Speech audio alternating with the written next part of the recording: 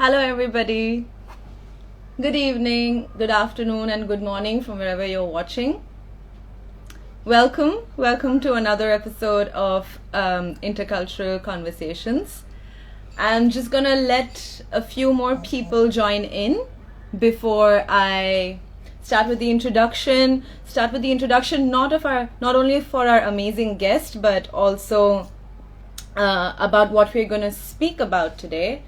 So hi Samarth. Hi Sunita, you've joined in too. Hi Shruti. Hello. Thank you so much for joining in. So today we're going to speak about identity. And I think identity as a word is quite loosely used every day. Like, I identify with this, I don't identify with this, etc. But it's very commonplace in our lives, but it is so important because we identify with things that have such a huge impact in society at large, right? So we identify either with a religion, either with an ideology, either with a gender, with an organization, and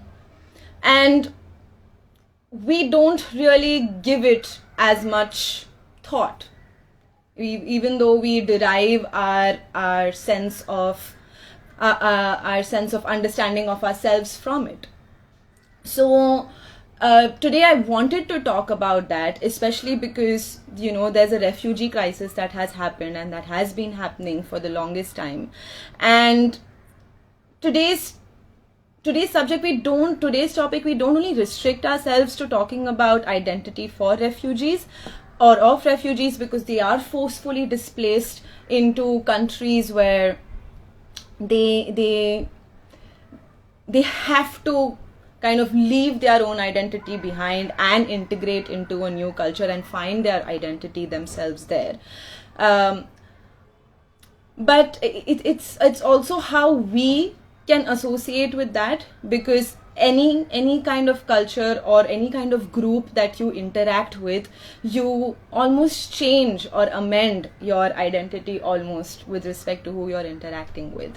So there's nobody better to actually invite to for this conversation, because the topic of identity is very nuanced. And today we are joined by Sunita Balser. Sunita is a systemic therapist. Her work themes involve helping people with addiction. She also helps people with personal growth, as she's a coach as well.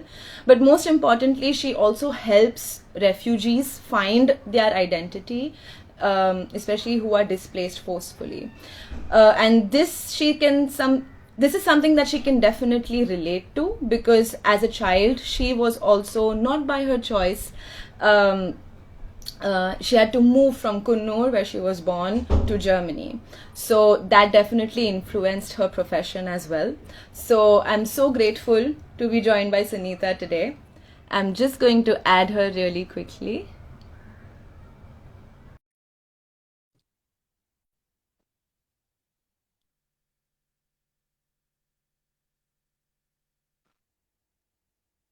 Hello. Hi, Sunita. Hi, Hey, Pratha. how are you? Nice to see you. Nice to see you too. You look You look gorgeous, as amazing. ever, as always. Thank you so much, Sunita. Thank you so much. And I don't know if you had the chance to listen to the entire introduction that I gave, that included yours. But if I've missed out anything, especially from your work introduction, please go ahead and mention to us or share with us anything if Yes. I've missed out. Well, actually, I'm only born in Coonor. I was there 2 months, and then Okay. my mom took me with my parents took me with an aeroplane to Calcutta. So actually, Calcutta is the place that has influenced me immensely. And there I went to Ah, school and I did my ICSE. And then as a teenager, I went to Germany. Yeah. okay. So a lot of your growing years, there's a lot of memory that you do have from India, from Calcutta. You identify a lot with that. as well. A lot Right. of your identity is derived from that, and then you suddenly had to move yourself in, not by Right. choice, into Germany. And No. we will be speaking about that in Right. much more detail. But, just to dive right into it about the concept of identity, because it's so nuanced and it's so complex, and yet it's something that we kind of is part of our subconscious every day as well, because we identify with so many things. But I think my theme or my work focuses on, national cultures or cultures in general. So if you could, before we get into that in much more detail, could you please help us understand what is identity, firstly, Yes. and how important is identity for people from a national context or, from a cultural context? If you could please share your insights on that. Yes, it's a really very interesting theme, and I think that that identity is, in the political sense, the theme of the next decade, perhaps. Yes, Hmm. and but often it is understood in in not really understood, and people often think that identity is that's where I come from. Yes, Yes. but identity, of course, is only that is a huge bunch of flowers. and and identity has got to do with one's own genetic build up, with one's ancestry, with that which is totally typical of you in the way the nature is, and Mm-hmm. also but also where you've grown up, in which culture you're grown up, in which, and the choices you've made, and the influences which not by choice you also had to partake in. So Mm-hmm. it is actually an interaction between different influences, and the nicest definition that I found is that is identity as a coherent narrative of oneself, and it continues till the day you die. Yes. And so much of what we identify with or identify ourselves with is, like you mentioned, it's passed on to us, right? That sense of identity we derive not on our own terms. Sometimes it's derived because of our environment and because of, what we are surrounded with. So that makes it much more complicated and nuanced. And I'm sure it makes it much more complicated for people who are displaced. Like I Right. mentioned Yeah. in your introduction, you work with refugees, and inherently their lives as refugees is so disrupted. Right. It's not Yeah. only that their identity is affected, it's their lives have changed, their lives have either been destroyed, and they have to rebuild that again, Right. in So a country that is not theirs, in a culture that is not theirs. So, since you've worked with them, I would like for you to share with, with our audience at large, who come from a lot of privilege, who rather come from relatively, safer places, and right. share your understanding of what are the problems that, these displaced people face on a daily basis, especially with their identity. Yeah, well, there has been a huge influx um, of people, refugees to Germany in since 2015. But actually, and that is what we do often don't know, that the human is not only an Homo sapien, it's also a Homo migrant. Yes, I mean, actually, we have been. I'm gonna hashtag that. Homo migrants. Actually, it is part of our human condition that we Mm-hmm. also migrate. Yes, I mean our Yes. first human also migrated from the all the way what's it called, Rift Valley in Africa, and walked all over the world. Yes, and developed Mhm. that what we are.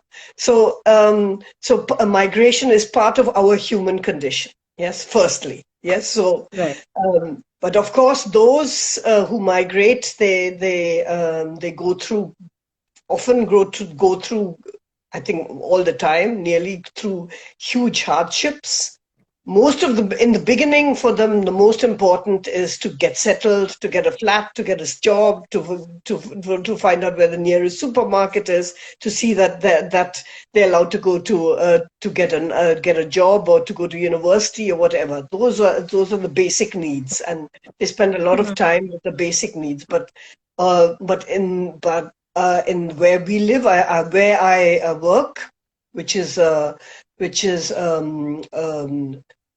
kind of counseling and contact center. They don't even call it counseling; they call it kind of contact center for female migrants, for people, from all over the world. There, we offer a series of workshops, and we call it migration identity, and it is a kind of basic for them to participate in the society. So that means that only if you know who you are and you understand your flower, your whole bunch of flowers, you can be fully human and fully there and be fully in your potential. And then in the fully in your potential, you can also partake or participate in the society. And that is one of the big themes politically here in Germany. And of course, they are all very welcoming here and want the migrants to take part. What they do not, of course, understand that both sides change. It's not only the migrants that change, it is also the people who live here that change. Because so many people are coming into the country with different thoughts and backgrounds and ideas and beliefs and everything. Yes. So that is systemically so different from their own. So, anything that's new or you don't understand, the immediate reaction is fear. So you either are reacting with fear or you're either reacting with curiosity. But I think in my experience, it has happened that because I was living in France for some time, that people's reaction is usually that of fear or wanting to understand it only from a distance, as opposed to being much more, careful or nuanced about it. It was insider and outsider. And if you wanted to integrate, your entire identity had to be integrated into the culture for you to be accepted. So I can imagine how difficult it is. But I would also think that it is much more difficult for the person who's trying to integrate, because there's a lot that the person has had to give up in order to, kind of understand a new culture and integrate as well. So then, I also wanted to then understand your process with it, like how exactly do you help them? And the reason why I'm asking this question to you is because I do have a lot of audience members who come from different cultures too, or who keep moving around. So they have to, they have to adjust themselves and their identity, or what part of their identity they want to reveal constantly. So probably if we understand your process of how you help these female migrants or these female refugees, probably even we can get an understanding of how we can apply that in our lives as well. Right. So the most important is not to kind of treat them as human beings that just have to function, either that they have to look after their children, who will become part of the society, or they have to go and fit in to get a job, learn the language get a job. But I'm much more interested to see what is beneath them, what makes them, what they did, what was part of their identity, for perhaps in their hometown or home country, in their home culture, what is also perhaps had great meaning but is just cannot be given meaning here or cannot be given space here. So in the seminars or in the workshop, there are a whole bundle of different methods to find out what is in themselves, and sometimes they are very amazed themselves Yeah. while talking. We make groups of two and groups of three. We have different kind of methods when they find out what is in themselves and what a mixture they are. And Yeah. it's there was one, I just see her before me here, and she was partly German Russian and partly from Moldavia. And she says, I have the feeling that my Moldavian grandmother is in me now. And I hear her always talk, even though it's just 30 years ago or 40 years ago. Hmm. And that is so beautiful, because identity is not a straight line, and you move further and further away from where you come from. Identity is something like is circular, and things that Hmm. may have been important in the childhood suddenly get gained importance later in your life. Yeah. So, and it's actually also always something to be discovered and to probe into. And at the age of 20, it has a different meaning than the age of 30 or 40. Or when you get children, for instance, yes, where some Hmm. migrants who perfectly fit into the German setup, suddenly when they get children, then they speak their own language, sing the old songs, and Hmm. different rituals and culture and rituals that they knew in their childhood or from their parents suddenly become important. So Hmm. in that way, it is it It's a is introspective process. It starts right. from within first and Right. then trying to see outside and where you fit in there. So Yes, it's and also one very important aspect, which I think hasn't really been probed into enough, is this theme coherence, and this theme Mhm. that it also has something to do with this holistic feeling, or feeling of healthiness, a feeling of that things fit together in you, and Mm, that by if too long you have sort of submerged parts of your identity, or parts of that what you give meaning to, which is important to you, then it has also a detrimental effect also on your happiness, and mental mm, health. So in that way, it has something to do with our body and our health. Yes, yeah. yes, and Mm, it is just a beautiful thing worth probing into. Yes. yes, definitely. And actually that was going to be, my next question for you because identity it can't be restricted to one certain thing. Like you said, No. identity is constantly changing, what you're as a child, which is, usually learned identity, which then you get into your 20s, you kind of have opinions of your own because your brain feels fully developed, if not.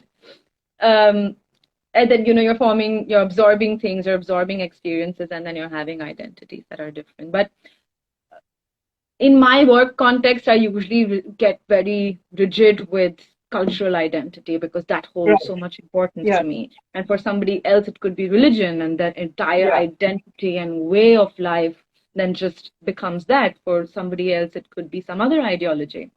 So Right. I just wanted to understand from you, what are the other forms of identity that are Yes. there out there, in the society, and what kind of identities are people struggling with at the moment? Well, of course, there is also a big bunch of themes in identity. There's a gender orientation, there's a gender identity, there's cultural identity, there's language identity. So there's a whole there is a whole many types of identity that one can Yes, have.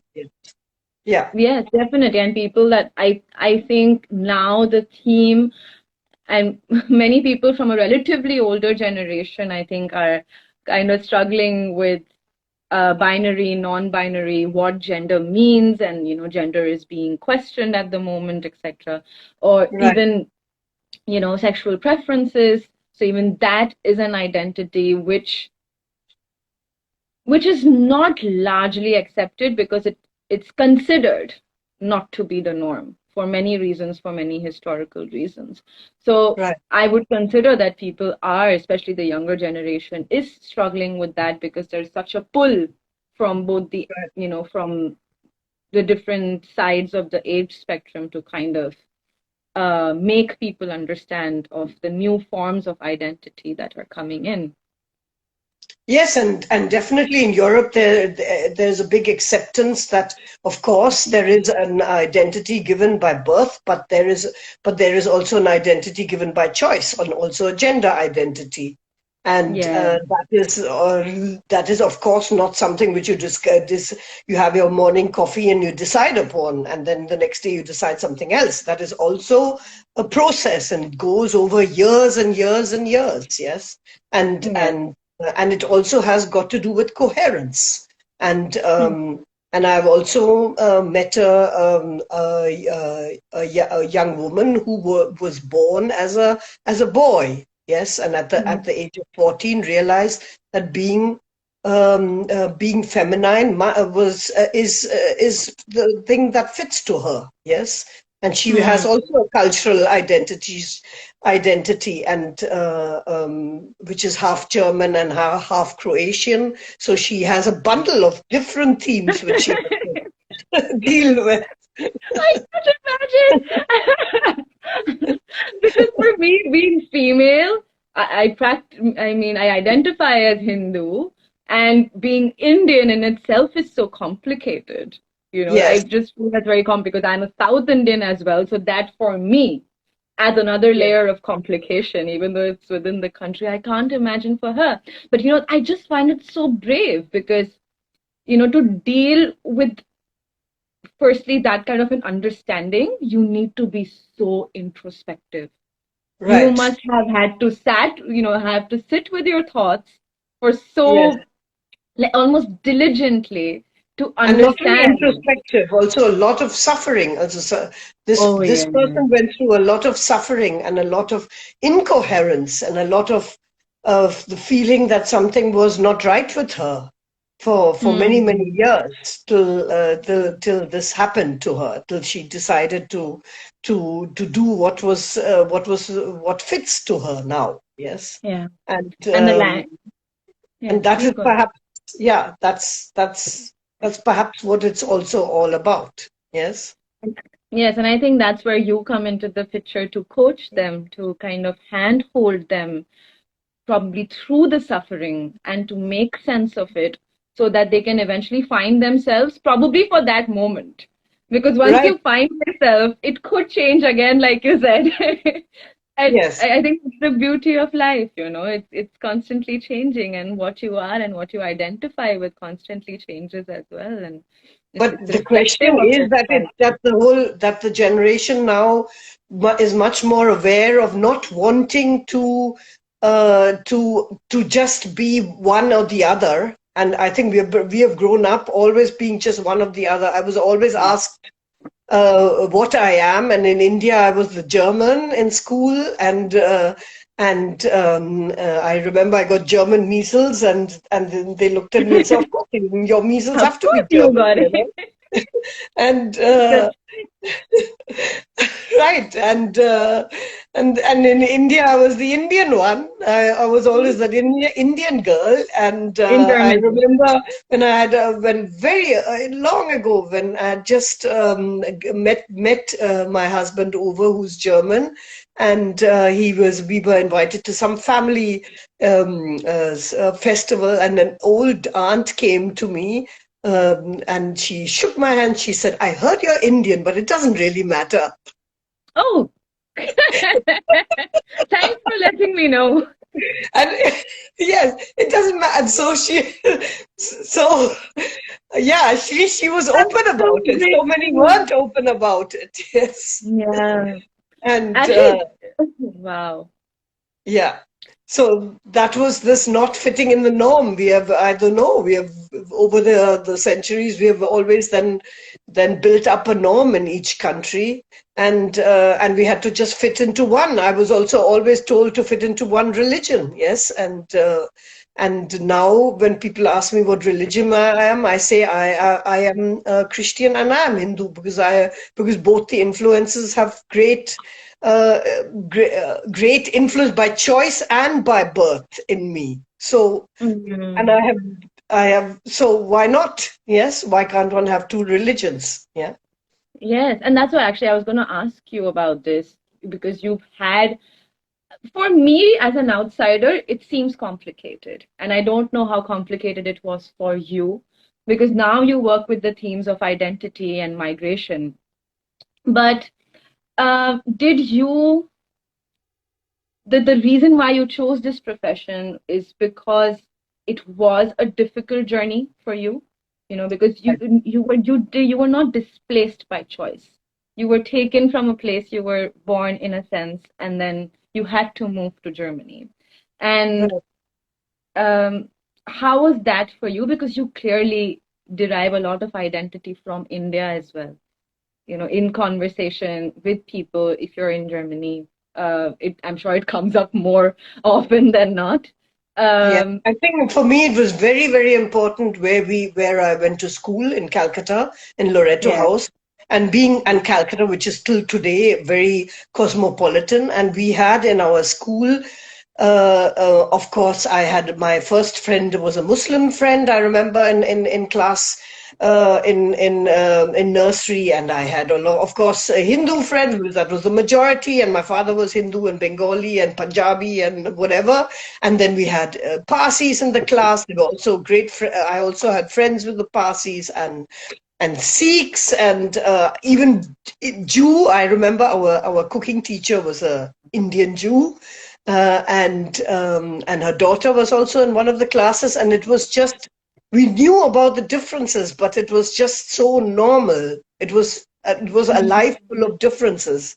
And when I came then to Germany, Germany was very homogeneous in those days. And in the school I went to, my sister and me, we were totally exotic.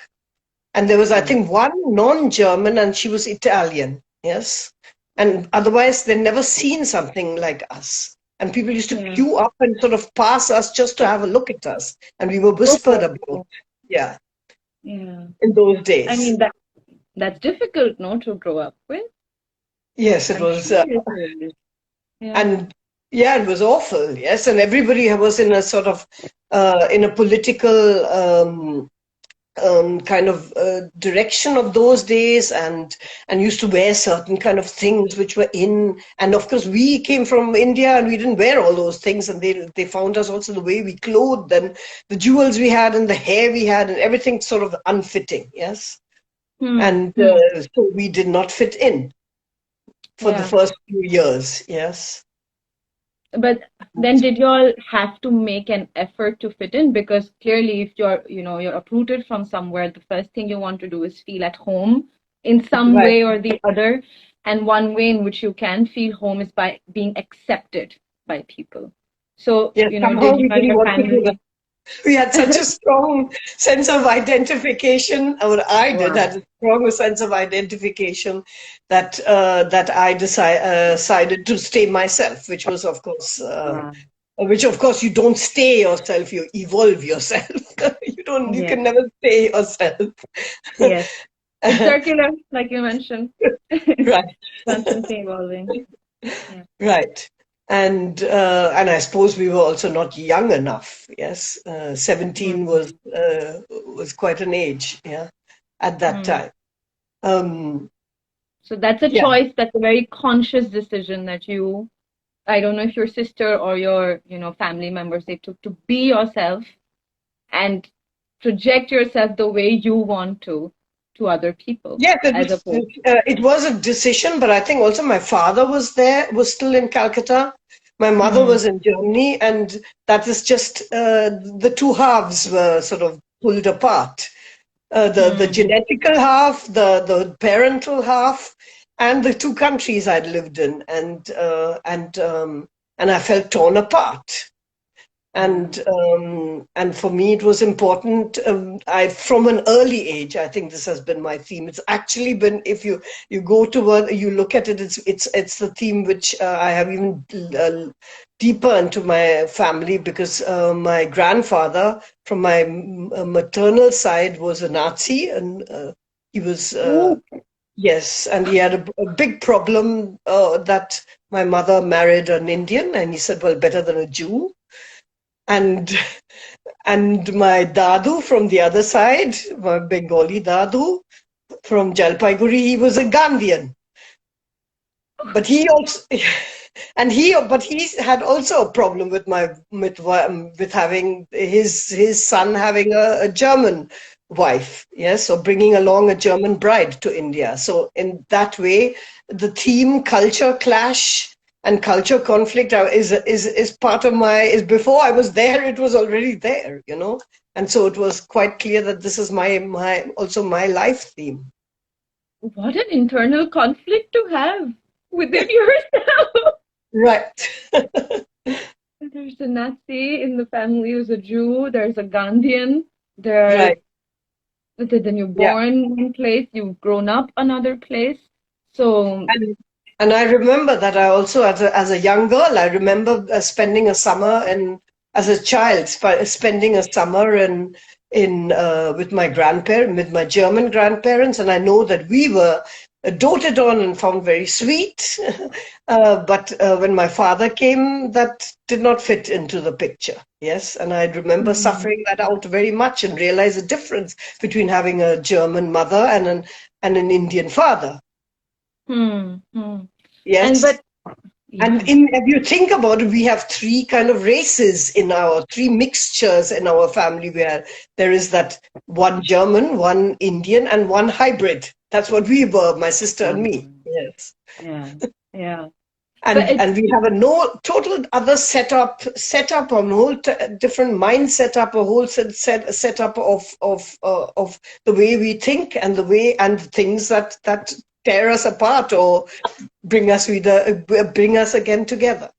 Yeah. And it reminds me of what my very good friend Neil had said once.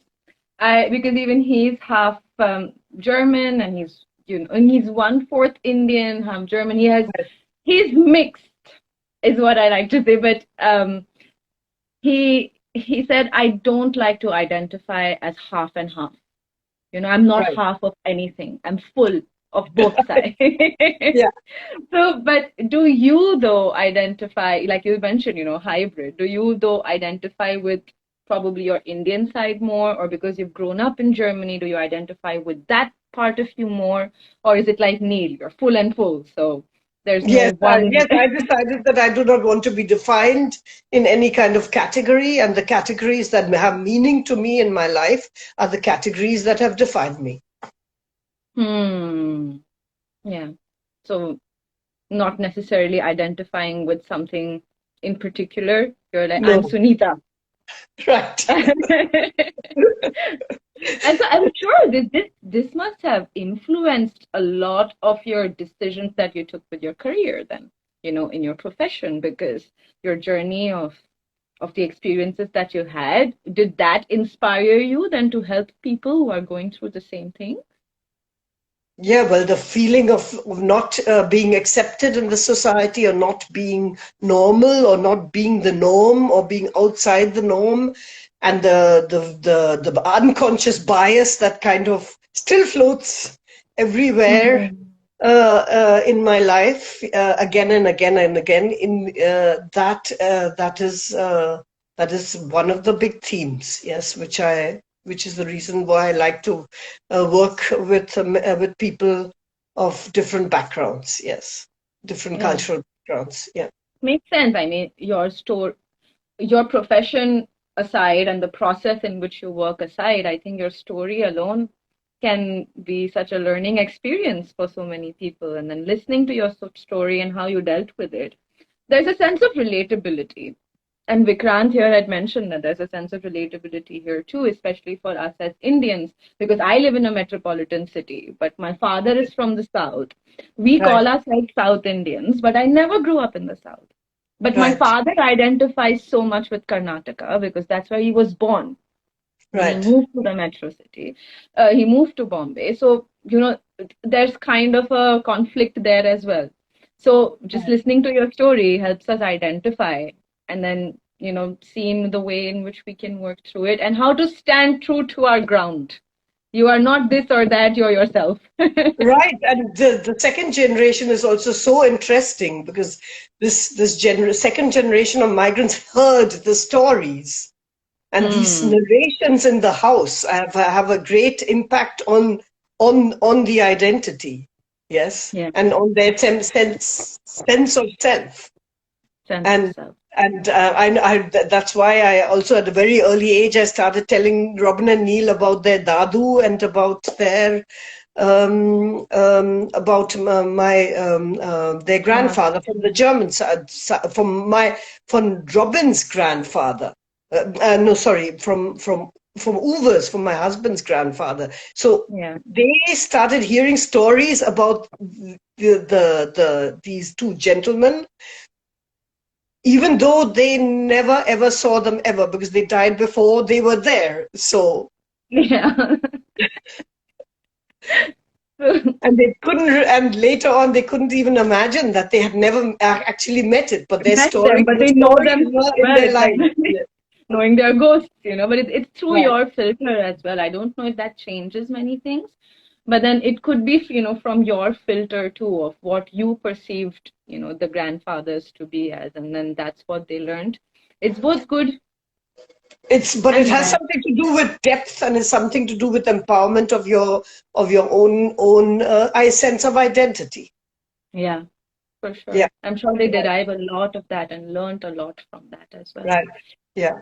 So, I think we are a bit over time because this conversation Right. was so interesting for me. We can Yes. still go, I can still keep talking to you about this. Yes. But, there's one question that I usually ask all of my guests. That is, if there is one thing that you would want to change, either within yourself or from outside of Yes. yourself. I think it's the wrong question to ask you because, you told because you told me that there that you have such a strong sense of yourself, of course.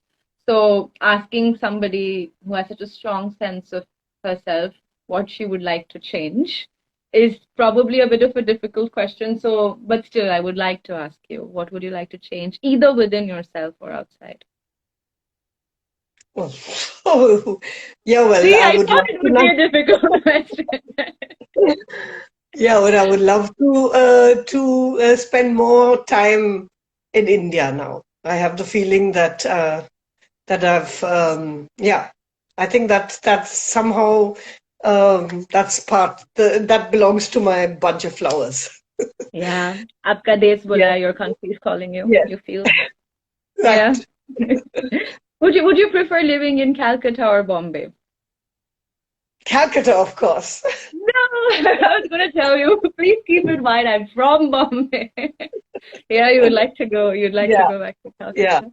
yeah. Yeah. Mumbai is, of course, very strange for me. Yes, it's Oh yes, yes. for For me, me, for I can me still. understand I'm why. just getting to know it now. Yeah, Yes, the people, yeah, yeah. can understand. So yes, Sunita, Yes, thank you. it was This was wonderful such a talking to you. wonderful conversation, and I was just saying, I was on a journey with you, with your journey from childhood to what you chose to do for people and how you decided to help them out. So thank you for sharing that. I'm sure it's not difficult. It's very difficult. It's not easy, sharing this part of your life. But I'm sure people will find inspiration in it for sure, because there are so many people who are being displaced right now. So some sort of hope, some sort of inspiration that they can find. And apart from that, if people who are watching this or people who are going to see this later on, they want to find you, where can they find you? How can they reach out to you, Sunita, Yeah, or your well, organization? I'm also on Instagram and Okay. and also under House Guldenbach. That is the academy which we are just building up. Oh, yes.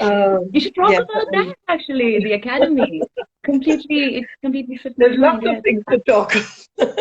And That requires another episode, yes, Sunita. right, and that is also on Instagram for it. Yeah, and Yes. on Facebook. I think I'm gonna add the tag for House Guldenbach. Yes. But for people, you can definitely check the Instagram page out. But then it's a beautiful, safe space that Right. Sunita and her husband have created for artists and for people who want to express themselves, stay there find themselves. Sunita, is that the right way Yes, of and you've got a describing that seminar space? house and a play and a big seminar room where people can also go into depth and go and find yes and also find themselves. Yes, Yes, help and others and sometimes find. it takes some time. Yeah, Yes, it does. it's good to have space and time for that. Yeah. Definitely. So thank you so much, Okay. Thank Sunita, for you. being there, being Namaste. here, taking Yes. the time, and I Yeah. hope to see you in Kolkata, hopefully. Bye. Thank you so Bye. much. Bye, Pratha.